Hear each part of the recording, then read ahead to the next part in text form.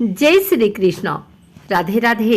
आइए सुनते हैं उत्पन्ना एकादशी की कथा। श्री सूत जी बोले, हे विप्रो, भगवान श्री कृष्ण ने विधि सहित इस एकादशी महात्म्य को अर्जुन से कहा था। प्रभु में जिनकी श्रद्धा है वे ही इस व्रत को प्रेम पूर्वक सुनते हैं और इस लोक में अनेक सुखों को भोग कर अंत में वैकुंठ को प्राप्त करते हैं। एक बार अर्जुन ने भगवान श्री कृष्ण से पूछा, हे जनार्दन, एकादशी व्रत की क्या महिमा है? इस व्रत को करने से कौन सा पुण्य मिलता है? इसकी विधि क्या है? सो आप मुझे बताने की कृपा करें। अर्जुन के ये वचन सुन भगवान श्री कृष्ण ने कहा, हे अर्जुन, सर्वप्रथम हेमंत ऋतु के मार्गशीर्ष माह में कृष्ण पक्ष की एकादशी का व्रत करना चाहिए। दशमी की संध्या को दातुन करनी चाहिए और रात्रि को भोजन नहीं करना चाहिए। एकादशी को प्रातः संकल्प नियम के अनुसार कार्य करना चाहिए। मध्याह्न को संकल्प पूर्वक स्नान करना चाहिए। स्नान से पूर्व शरीर पर मिट्टी का लेप लगाना चाहिए। स्नान के बाद मस्तक पर चंदन का तिलक लगाना चाहिए। चंदन लगाने का मंत्र पढ़ना चाहिए। स्नान के उपरांत धूप दीप नैवेद्य से भगवान की पूजा अर्चना करनी चाहिए। रात्रि में दीपदान करना चाहिए। ये सभी सात्विक कर्म भक्ति पूर्वक करने चाहिए।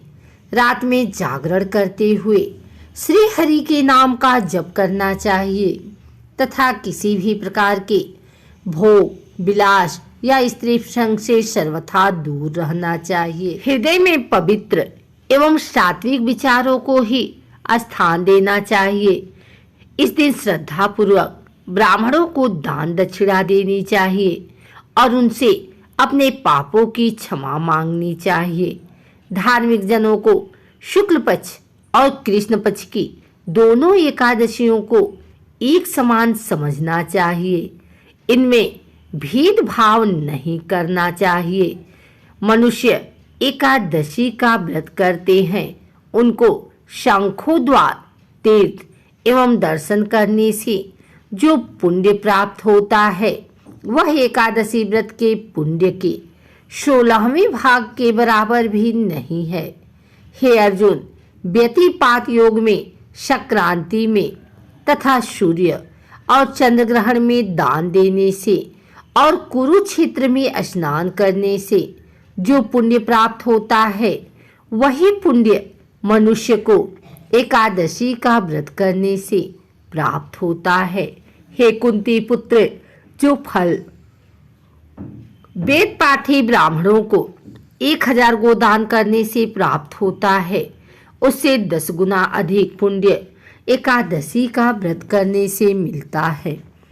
10 श्रेष्ठ ब्राह्मणों को भोजन कराने से जो पुण्य प्राप्त होता है वह एकादशी के पुण्य के 10वें भाग के बराबर होता है। निर्जल व्रत करने का आधा फल एक बार भोजन करने के बराबर होता है। अतः एकादशी का व्रत करने पर ही यज्ञ दान तप आदि मिलते हैं, अन्यथा नहीं। अतः एकादशी का व्रत अवश्य ही करना चाहिए। इस एकादशी के व्रत में शंख से जल नहीं पीना चाहिए। मांसाहार तथा अन्य निरामिष आहार का एकादशी के व्रत में सर्वथा निषेध है। एकादशी व्रत का फल 1000 यज्ञों से भी ज्यादा है। भगवान श्री कृष्ण के वचन सुन अर्जुन ने कहा, हे प्रभु, आपने इस एकादशी व्रत के पुण्यों को अनेक तीर्थों के पुण्य से श्रेष्ठ तथा पवित्र क्यों बतलाया है? कृपा करके यह सब आप विस्तार पूर्वक कहिए। श्री कृष्ण बोले, हे पार्थ, सतयुग में एक महाभयंकर असुर हुआ था। उसका नाम मूर था। उस असुर ने इंद्र आदि देवताओं पर विजय प्राप्त कर उन्हें उनके पद से हटा दिया। तब इंद्र ने भगवान शंकर से प्रार्थना की, हे भोलेनाथ, हम सब देवता मूरसुर के अत्याचारों से दुखी होकर मृत्यु लोक में अपना जीवन व्यतीत कर रहे हैं। राक्षसों के भय से हम बहुत दुख और कष्ट भोग रहे हैं। मैं स्वयं बहुत दुखी और भयभीत हूँ। अन्य देवताओं की तो बात ही क्या है। अतः हे कैलाशपति, कृपा कर आप मूरसुर के अत्याचार से बचने का उपाय बतलाइए। देवराज की प्रार्थना सुन शंकर जी ने कहा, हे देवेंद्र, आप भगवान श्री हरि के पास जाइए। मधुकैटभ का संहार करने वाले भगवान विष्णु देवताओं को अवश्य ही इस भय से मुक्त करेंगे। महादेव जी के आदेशानुसार इंद्र तथा अन्य देवता क्षीर सागर गए, जहां पर भगवान श्री हरि शीश शैया पर विराजमान थे। इंद्र सहित सभी देवताओं ने भगवान विष्णु के समक्ष उपस्थित होकर उनकी स्तुति की। हे तीनों लोकों के स्वामी, आप स्तुति करने योग्य हैं। हम सभी देवताओं का आपको कोटि कोटि प्रणाम है। हे असुरों के संहारक, हम आपकी शरण में हैं, आप हमारी रक्षा करें। हे त्रिलोकपति, हम सभी देवता असुरों के अत्याचारों से भयभीत होकर आपकी शरण में आए हैं। इस समय असुरों ने हमें स्वर्ग से निकाल दिया है और हम सभी देवता बड़ी ही दयनीय स्थिति में मृत्यु लोक में विचरण कर रहे हैं। अब आप ही हमारे रक्षक हैं, रक्षा कीजिए। हे कैलाशपति, हे जगन्नाथ, हमारी रक्षा करें। देवताओं की करुण पुकार सुनकर भगवान श्री हरि बोले, हे देवगणों, वह कौन सा असुर है जिसने देवताओं को जीत लिया है? आप सभी देवगण किसके भय से पृथ्वी लोक में भटक रहे हैं? क्या वह असुर इतना बलवान है जिसने इंद्र सहित सभी देवताओं को जीत लिया है? तुम निर्भय होकर मुझसे सब हाल बताओ। भगवान विष्णु के इन स्नेहमयी वचनों को सुनकर देवेंद्र ने कहा, हे प्रभु, प्राचीन काल में ब्रह्मवंश में उत्पन्न हुआ नारी जंगम नामक का एक असुर था, जिसका मोर नामक एक पुत्र है, जो चंद्रवती नामक नगरी में निवास करता है, जिसने अपने बल से मृत्युलोक और देवलोक को जीत लिया है और सब देवताओं को देवलोक से निकालकर अपने असुर कुल के असुरों को इंद्र, अग्नि, यम, वरुण, चंद्रमा आदि लोकपाल बना दिया है। वह स्वयं सूर्य बनकर पृथ्वी को तापता है और स्वयं मेघ बनकर जल की वर्षा करता है। अतः आप इस बलशाली भयानक असुर का संहार करके देवताओं की रक्षा करें। देवेंद्र के मुख से ऐसे वचन सुन भगवान विष्णु बोले, हे देवताओं, मैं आपके शत्रु का शीघ्र ही संहार करूंगा। आप सभी इसी समय मेरे साथ चंद्रावती नगरी चलिए। देवताओं की पुकार पर भगवान विष्णु तुरंत ही उनके साथ चल दिए। उधर असुरराज मोर ने अपने तेज से जान लिया था कि श्री विष्णु युद्ध की इच्छा से उसकी राजधानी की तरफ आ रहे हैं। अतः अपने राक्षस योद्धाओं के साथ वह भी युद्ध भूमि में आकर गरजने लगा। देखते ही देखते युद्ध शुरू हो गया। युद्ध शुरू होने पर अनगिनत असुर अनगिनत अस्त्रों शस्त्रों को धारण कर देवताओं से युद्ध करने लगे, किंतु देवता तो पहले ही डरे हुए थे। वह अधिक देर तक राक्षसों का सामना न कर सके और भाग खड़े हुए। तब भगवान विष्णु स्वयं युद्ध भूमि में आ गए। असुर पहले से भी ज्यादा जोश में भरकर भगवान विष्णु से युद्ध करने लगे। वे अपने अस्त्र शस्त्रों से उन पर भयंकर प्रहार करने लगे। असुरों के आक्रमण वारों को श्री विष्णु अपने चक्र और गदा के प्रहारों से नष्ट करने लगे। इस युद्ध में अनेक असुर सदा के लिए मृत्यु की गोद में समा गए। किंतु असुरराज मोर भगवान विष्णु के साथ निश्चल भाव से युद्ध करता रहा। उसका तो जैसे अभी बाल भी बाका नहीं हुआ था। वह बिना डरे युद्ध कर रहा था। भगवान विष्णु मोर को मारने के लिए जिन जिन शास्त्रों का प्रयोग करते, वे सब उनके तेज से नष्ट होकर उस पर पुष्पों के समान गिरने लगते।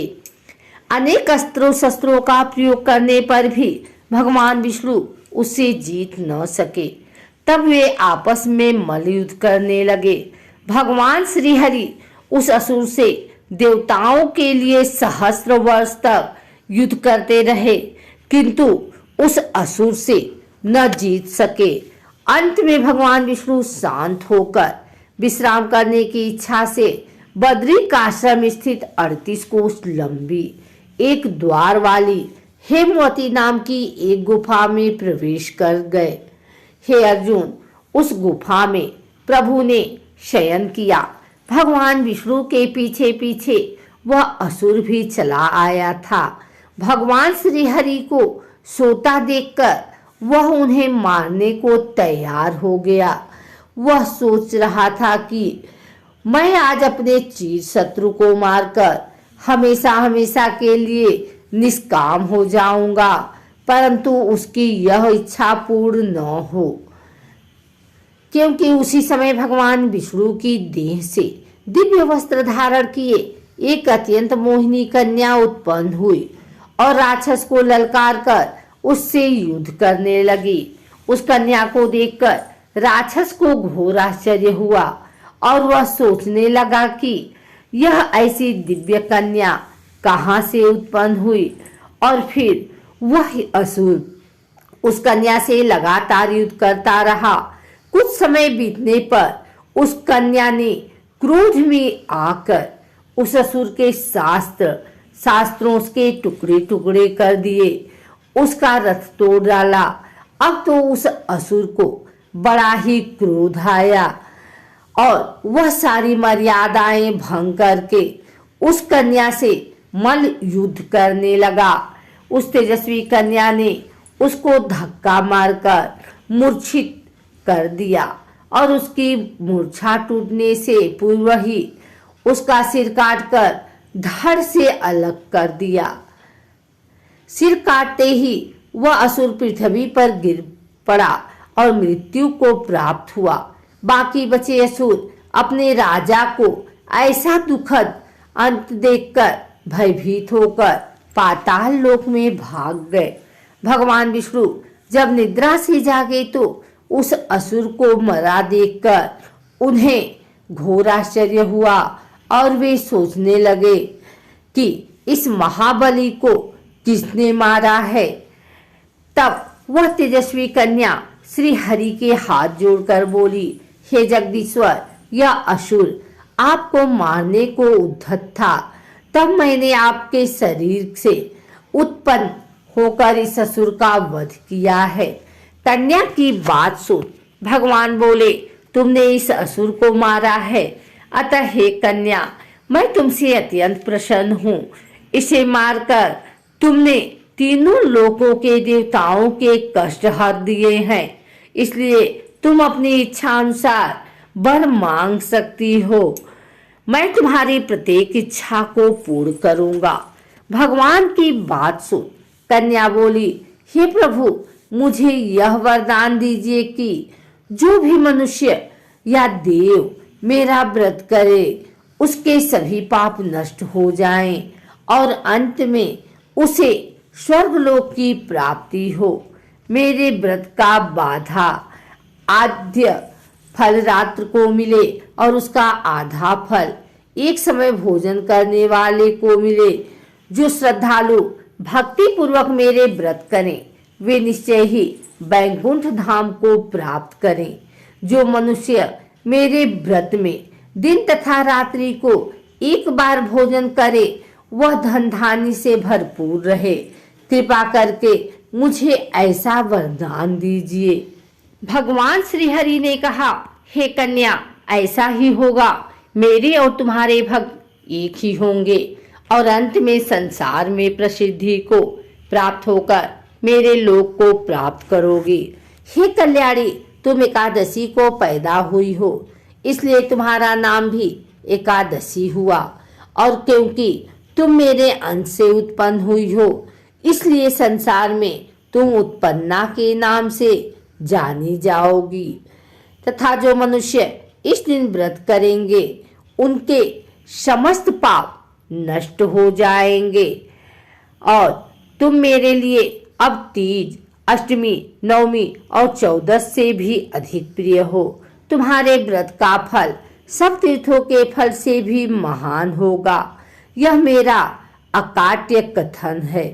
इतना कहकर भगवान श्री हरि उसी स्थान पर अंतर ध्यान हो गए। श्री कृष्ण ने कहा, हे पांडुपुत्र, एकादशी के व्रत का फल सभी व्रतों व सभी तीर्थों के फल से महान है। एकादशी व्रत करने वाले मनुष्यों के शत्रुओं का मैं जड़ से नाश कर देता हूँ और व्रत करने वाले को मोक्ष प्रदान करता हूँ। उन मनुष्यों के जीवन के जो भी कष्ट होते हैं मैं भी उन्हें दूर करता हूँ। अर्थात मुझे अत्यंत प्रिय एकादशी के व्रत को करने वाला प्राणी सभी ओर से निर्भय और सुखी होकर अंत में मोक्ष को प्राप्त होता है। हे कुंती पुत्र, यह मैंने तुम्हें एकादशी की उत्पत्ति के विषय में बतलाया है। एकादशी व्रत सभी पापों को नष्ट करने वाला और सिद्धि प्रदान करने वाला है। श्रेष्ठ मनुष्यों को दोनों पक्षों की एकादशियों के समान समझना चाहिए। उनमें भेदभाव करना उचित नहीं है। जो मनुष्य एकादशी महात्म्य का श्रवण व पाठन करेंगे उन्हें अश्वमेघ यज्ञ के समान फल प्राप्त होगा। यह मेरा अकाट्य कथन है।